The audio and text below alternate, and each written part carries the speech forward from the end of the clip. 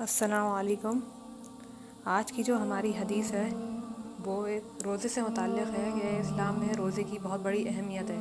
ویسے تو اسلام میں ایک مہینہ آتا ہے رمضان کا مہینہ، اس میں تمام مسلمانوں پر روزے رکھنے فرض ہیں، لیکن اس کے علاوہ کچھ سنتیں ہیں جو کہ حدیث سے ثابت ہوتی ہیں کہ آپ صلی اللہ علیہ وسلم بھی جمعرات کا، پیر کا اور جمعرات کا روزہ رکھتے تھے۔ تو ہم میں سے کتنے لوگ ہیں جو روزے رکھتے ہیں اور نہیں بھی رکھتے؟ تو اس حدیث کو پڑھنے کے بعد اللہ تعالیٰ ہمارے دلوں میں ذوق و شوق پیدا کرے کہ اللہ تعالیٰ ہمیں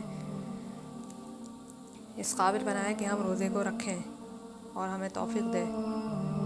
تو حدیث ہے ترمذی کی 747 حدیث نمبر ہے، جس میں رسول اللہ صلی اللہ علیہ وسلم نے فرمایا، اعمال سوموار اور جمعرات کو اعمال اللہ کے حضور پیش کیے جاتے ہیں۔ میری خواہش ہے کہ میرا اعمال اس حال میں پیش کیا جائے کہ میں روزے سے ہوں۔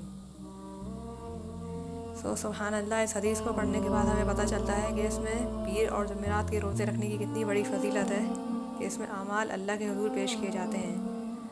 تو ظاہر ہے ہر انسان یہ چاہتا ہے کہ جب اعمال اللہ کے حضور پیش ہوں تو وہ نہایت ہی اچھے طریقے سے پیش ہوں، اور انسان روزے کی حالت میں بھی ہو تو اور اس سے بڑھ کے اور کیا بات ہوگی۔